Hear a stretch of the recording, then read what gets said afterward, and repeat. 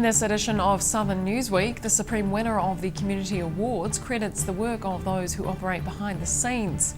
The topic of whether or not tertiary education should be free is about to get an airing from those directly involved. And researchers identify government agencies are getting worse at responding to email requests.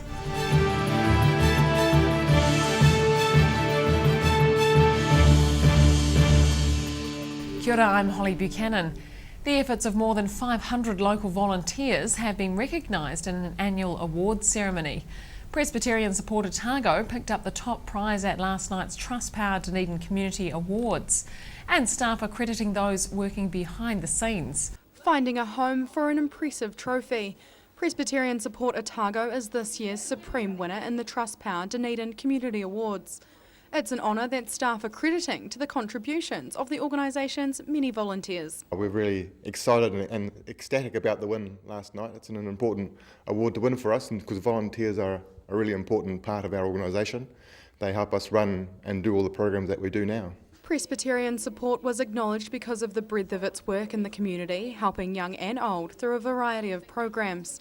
The recognition also comes with a $1,500 cash prize, which staff say will certainly come in handy. Sure, it's a helpful bonus, but anything that we get that helps our volunteer program sort of function and be active really helps the organisation, because without volunteers in our organisation we wouldn't do what we are able to do now. The organisation isn't the only award winner. The Dunedin Night Shelter Trust received a Health and Wellbeing Prize for its recent fundraising efforts. Friends of the Globe Theatre also picked up a top accolade, as did several other groups nominated in different categories. For Borthwick, the awards aren't just about recognising specific programs, but the work organisations do across the board. I think it's a recognition of what we've been doing for a long time. Now, obviously the organisation's been active in our community for over 100 years now, and volunteers have always been a really important part of that. While the achievement surprised staff, Borthwick says it's well deserved, with so many people working behind the scenes to keep the organisation going. Some will be gearing up for a trip to Rotorua for the National Awards in March, but until then there's plenty of time to savour the local win. Ruby McAndrew, 39, Dunedin News. University of Otago students are getting the opportunity to vote on several subjects in an upcoming referendum. Some have been putting their cases to the OUSA during a feedback forum, and topics ranging from finances to costumes are on the line. Gauging opinions on campus, the Otago University Students Association has been holding a forum for Scarfies to give feedback on questions in an upcoming referendum. With our student referendum, students are given the opportunity to submit questions that they might want to gauge a student opinion on, and then we hold a referendum so the students who submitted those questions have a chance to speak to it, and other students also have a chance to engage with it. A list of questions around the association's finances are being included in the referendum, as are other ones submitted by students themselves. Those include whether the OUSA should support Helen Clark's bid for UN Secretary General, and if offensive costumes at the annual Hyde Street party should be outlawed. There are questions that we have to submit to the student body regularly regardless. That's the things like the kind of auditors and lawyers that we use, and then any constitutional changes that we make have to go through referendum, and then beyond that it's also students' opportunity to get a wider student population gauge on some of the ideas that they have. There has been a big focus on the university's fossil fuel consumption and on waste management in North Dunedin. One proposal involves collaborating with the Dunedin City Council to provide larger recycling bins in the student quarter. It comes as the DCC's just released a report into rubbish issues during orientation. A lot of people are putting around questions about more regular rubbish cleanups and more regular glass collection and of a larger volume, because it's not just that students are consuming large amounts of alcohol, but there are a lot of students living in those condensed areas. Voting opens in just over a week, and the OUSA is expecting to have better participation than in previous years. It stages referendums twice yearly. Annabelle Dick, 39, Dunedin News. University of Otago debaters are preparing for a battle of the brains about a topical opposition policy. Members of the university's debating society will be publicly discussing the issue of whether tertiary education should be free, and they're hoping it gets more students thinking about politics. Reading up on some relevant points. The student is preparing for the Otago University Debating Society's public event looking at the topic of higher education. Tonight we're holding a public debate with student speakers on whether tertiary education should be free. It's based on Labor's recent policy announcement, so we think it's really good to get students discussing those issues, what they think of them, to get them interested in politics for the upcoming election. A team of 6 debaters will divide to argue for or against the idea in a public forum. Students associated with Young Labour will be on the affirmative and the Young Nats will be taking the negative side. Tertiary loans and allowances are a topical subject and the students say there's more to it that needs to be looked at. I don't think the status quo works at all, but I think the focus needs to be on living costs because it's really difficult to live off $175 a week, which is approximately what the living costs are at the moment, especially in centres like Auckland and Wellington. So I think that needs to be a concern. As at 2014, the average Kiwi student loan debt stood at around $24,000. Labour is proposing to provide free tertiary education for 3 years, following countries like Sweden and Finland. The Debating Society hopes the topic not only engages students, but gets them thinking about politics in a wider sense. We think it's a really good way to get students interested in politics because it's obviously really relevant to us, and we know from our experiences in tertiary education what the job outlook is, what kind of skills are needed, whether or not they're developed through tertiary education. So whether it should be free is a question most students should have a stake in. Residents of all walks of life are also being urged to attend the debate being held tonight on campus.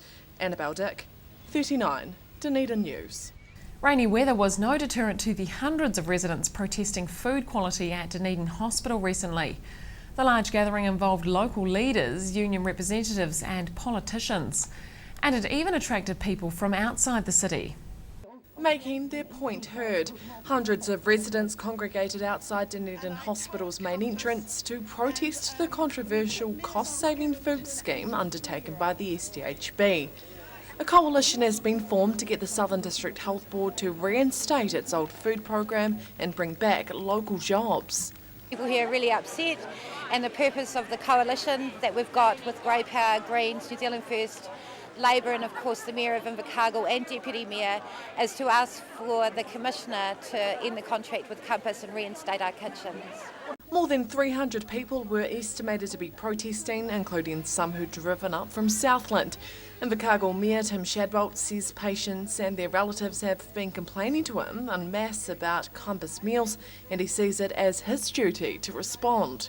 I think when Dunedin and Invercargill, Otago and Southland work together on an issue that affects all of us in a very similar manner, it adds strength to the cause and makes hopefully the central politicians take notice. Patients have been questioning the taste, variety and nutrition of Compass meals since they started being rolled out earlier this year. Most are prepared in Auckland and frozen before being thawed and served locally. The Health Board signed a 15-year contract with Compass to cut costs, but protesters want that reconsidered. We've launched the petition, both the paper one and the online one, for a period of 3 weeks, both in Dunedin and Invercargill. At the end of that period, we'd like to organise a public meeting where we invite the Commissioner and the people that support her to present the petition and of course call on them personally to cut that contract. No Health Board representatives were present at the rally to speak on the issue. Annabelle Dick, 39, Dunedin News. Government departments are failing to respond to simple email requests, as highlighted in a University of Otago study.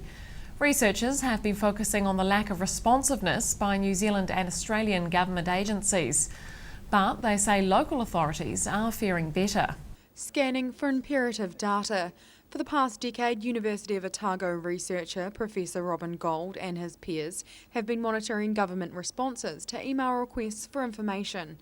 Their scores for the New Zealand government have dropped from a B to a C. The basic expectation is if you have an email address or a point of contact, you should be responsive. Otherwise, there's no point in having that point of contact. And that was really what was the driver behind this study. If you have a point of contact, there should be someone there. Or are you better off just picking up the old telephone as you would have done in the old days and expected a response of some sort? One of the only international measures of a country's e-government practices is a United Nations survey. In the most recent study, New Zealand placed 9th out of all member countries, while Australia was 2nd.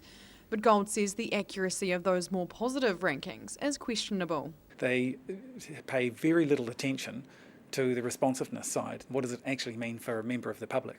So that's where our study is really important, because we've got a very simple window on how well public services actually perform through electronic means. Gold says there's no straightforward fix for poorly ranked departments. It's up to staff to review practices and decide whether email is an appropriate form of contact. We speculate a little bit about what might be done in response. So agencies probably need to think about who's monitoring the email address, what are the expectations for monitoring. They may need to be thinking about how they prioritise the emails, the accuracy of the responses and so forth. The Dunedin City and Otago Regional Councils each received a B grade from local researchers, meaning they supply requested information, but nothing further. Gold says that's encouraging, but there's room for improvement across the board, including in central government. Ruby McAndrew, 39, Dunedin News. Still to come on Southern Newsweek, change could soon be on the horizon for those using landfills. And a local dance troupe sets its sights on representing New Zealand in a competition in Miami.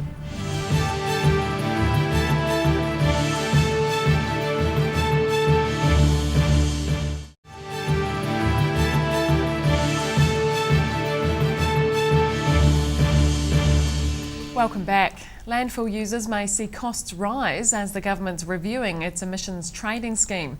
The City Council is considering how it'll handle proposed changes, which could see all emissions having to be paid for at full price. But it could be some time before that happens. Finding a way to reduce waste. The government's proposing to remove a 50% subsidy on landfills as part of its emissions trading scheme review. That could mean a rise in local costs. The government is now signalling that they're going to bring that 2-for-1 credit deal, the 50% deal, to an end, which means that as an emitter, as a landfill operator, as a city, we're going to have an increase in the emissions costs associated with what we put into landfill. The City Council's been looking into how it can make up the nearly $900,000 margin that the change would bring. It could spread the burden across ratepayers or target landfill users directly. The option that would be most consistent with our waste policy, which is that polluters pay for what they put in landfill, would be that we pass on the costs of the emissions trading scheme changes to the people who are using the landfill. The Council's submission on the ETS review asks the government to roll out cost increase of between 10 to 20% over a 3-year period. Councillors believe a slower increase may stop people from disposing of waste through other means. If we don't phase that in, there might be an increase in things like people doing illegal dumping. It might cause quite a significant backlash if it happens immediately rather than over a period of time. The Council's Community and Environment Committee will address the topic again at a meeting in 2 weeks' time. Annabelle Dick, 39, Dunedin News. The city's parking wardens are trialling a new body camera while on the job in an effort to deter abuse. A 2-week trial has just begun, with several wardens sharing a loaned camera to get the feel for the technology. And it's hoped that'll reduce the likelihood of them having to deal with aggressive motorists. Providing an extra level of security. For the next 2 weeks, the city's parking wardens will be sharing a body camera in a trial designed to deter public abuse. Several wardens have been abused recently, and City Council staff say the technology is something they've been considering for a while. As you'll be aware, there have been incidents involving members of the public and parking officers from time to time, so it's been a concern for some time. We're aware that some other councils have been looking at them, so we thought it was a good idea to have a look and do a bit of a trial ourselves. The most recent case of aggression occurred last month on George Street, where a parking warden was shoved as he attempted to issue a ticket. Blair says physical altercations between motorists and wardens are rare, but they often bear the brunt of public frustration. He says staff are happy to try the cameras, and their experiences will influence a decision about the device's permanent use. Just a general feel for how the units operate, what the public reaction to them is, how the officers feel about wearing them, and we'll go from there. The $1,300 camera will only be switched on by wardens if they sense a situation's turning bad. Blair says it's not about catching people out, but deterring bad behaviour in the first instance. If they do switch it on, it won't be recording continuously. If they do switch it on, the person the officer is talking to will see their image on the lapel camera. Animal control officers and parking wardens in New Plymouth, Christchurch and Wellington are already widely using the body cameras. Blair says if the Dunedin trial is a success, it'll be a month or so before staff decide whether to introduce the technology permanently. Ruby McAndrew, 39, Dunedin News. A Dunedin-based salsa troupe is preparing to represent New Zealand at an international competition in the United States. The team recently qualified for the World Latin Dance Cup being held in Miami later this year, and members have money on their minds as they focus on perfecting their routine. Practicing some fancy footwork. Members of Welter Dance, the current National Salsa Open champions, are polishing their routine ahead of an international competition in Miami. It'll be the first time a ladies team from New Zealand have competed at that level, and they're working hard to ensure they get there. We are practicing really hard. There's a lot of work involved in getting a whole bunch of ladies doing exactly the same things at the same time on stage while having fun doing it. But the fundraising at the moment is a huge drive. At the moment we've started off with a boosted campaign, so a crowdfunding campaign where people pledge to pledge their support to help us get over there. The 9-person team is aiming to raise $10,000 for the trip, both online and through a number of community events. Welter Dance formed in 2012, offering women a chance to compete in salsa without needing a partner. Their skills have seen them place top 3 in every competition they've entered, but this latest accolade is their biggest achievement to date. It's the first time the World Latin Dance Cup has come to New Zealand, so qualifying to go straight through to the semi-finals of such a major world competition, for us it's sort of inspirational, and it pushes us to I guess perform to a different level, but it also gives us the opportunity to sit and to watch those inspirational dances that we've only ever been able to watch on YouTube in person. While the majority of the team is based in Dunedin, a handful of members live elsewhere in the country. It's a challenge getting everyone together in person to practice, but Crawford says that's where technology comes in. We train a bit through sort of video link, I guess, or where we post videos. We can practice together in the one place whenever we can get together. The away members work really hard, and it is challenging, but I guess it's the coolest thing is that this whole dance team brings a really big community of girls together. The team plans to compete with the same routine they qualified with, but with a few tweaks and much more polish. In the lead up to the Miami competition, an external coach will be brought in to get to that next level and hopefully deliver a win come December. Ruby McAndrew, 39, Dunedin News. One of the city's top organists is taking up a prestigious job in Sweden. He'll be overseeing music at an ancient church once home to an influential teacher, and he's proud of what he's leaving behind. Preparing for a career highlight.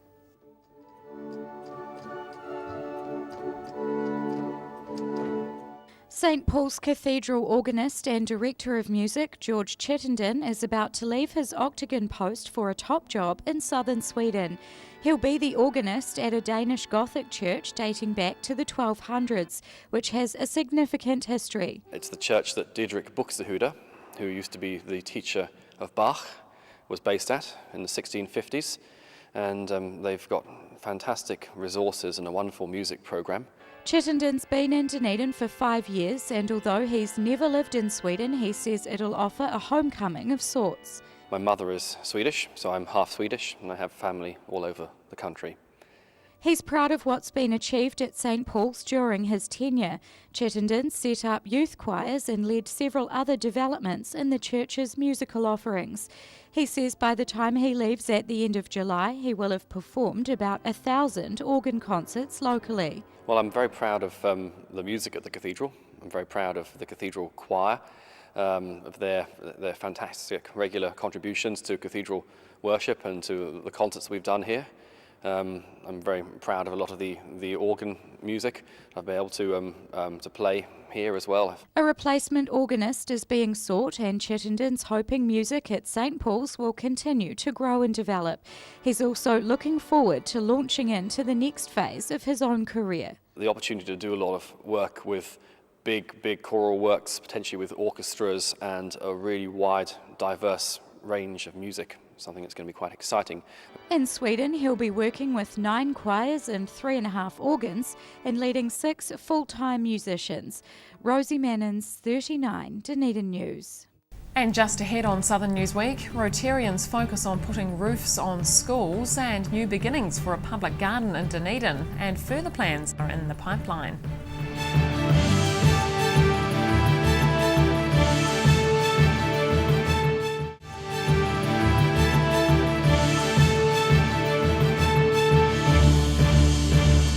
Welcome back. Schools in cyclone-devastated Fiji are being rebuilt thanks to relief from local Rotarians.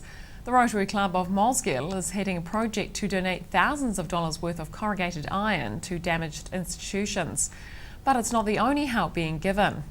Looking over an area of devastation, residents of this Fijian island will be better off as part of a local initiative to help the rebuild following Cyclone Winston. The Mosgiel Rotary Club has raised thousands of dollars to put towards corrugated iron for fixing schools.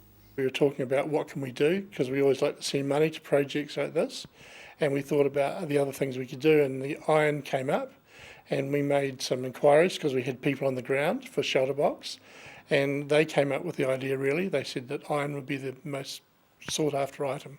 It's not the first recovery project Mosgiel Rotary has done for the affected island.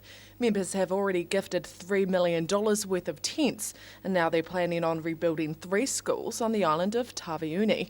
Local companies involved in supporting the project include Calder Stewart Roofing, Fulton Hogan and Pacific Coil Coaters. At the end of the day, you need a roof, and we can build all the other bits and pieces, but they need a roofing iron. And this time it'll be built to standard, to code.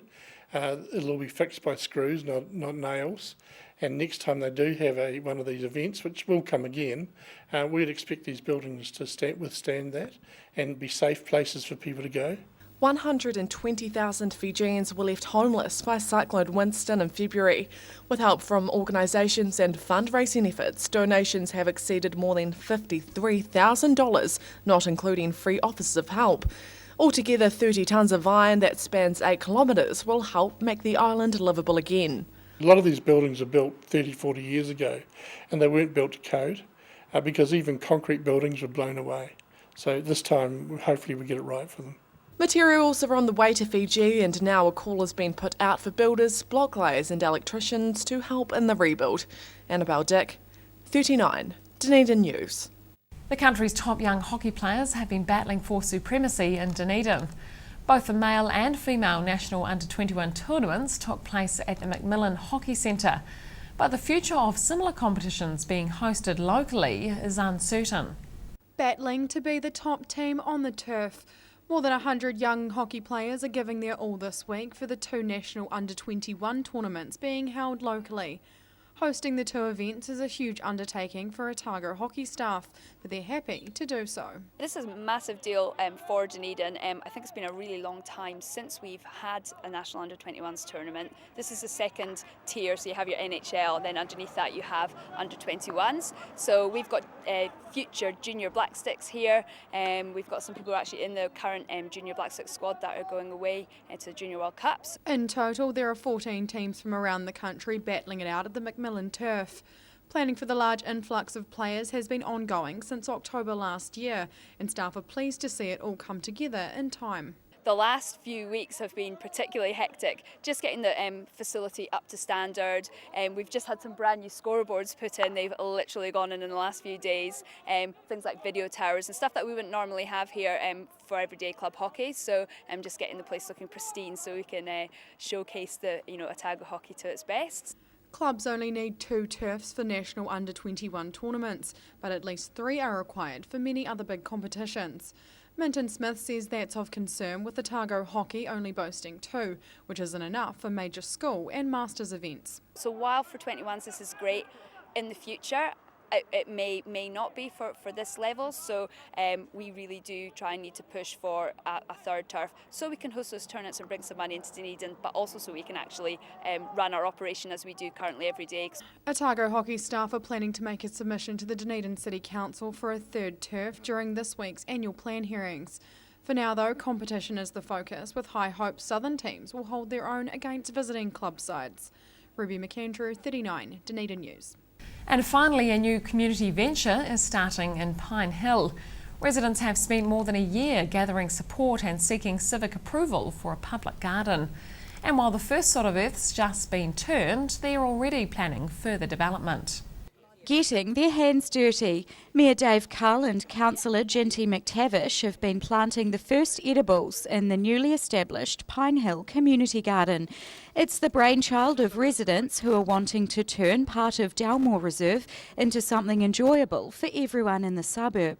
It just became really clear to me that there's nothing in Pine Hill for us as a community. The only place that people can go to congregate is the local church. There's not even a coffee shop up here. The garden's about getting residents together and forming bonds, as well as providing a productive outlet for children.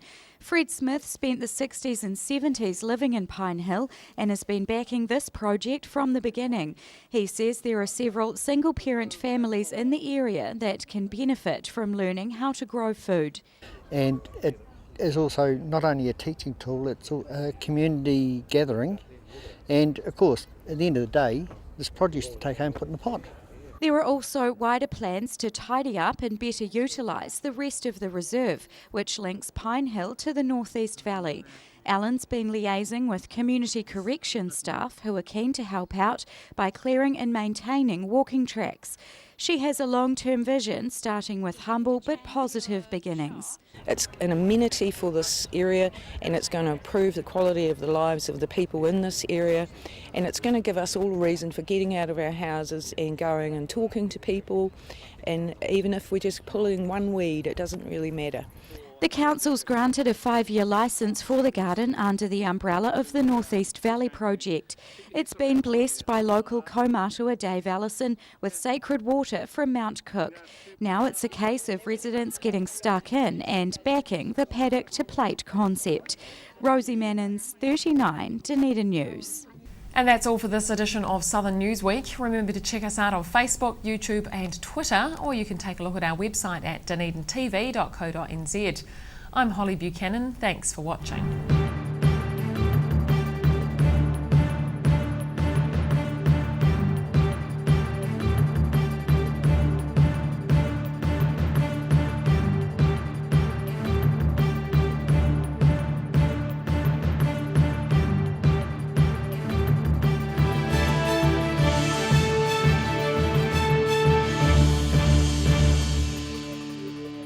Supporting local content so you can see more of New Zealand on air.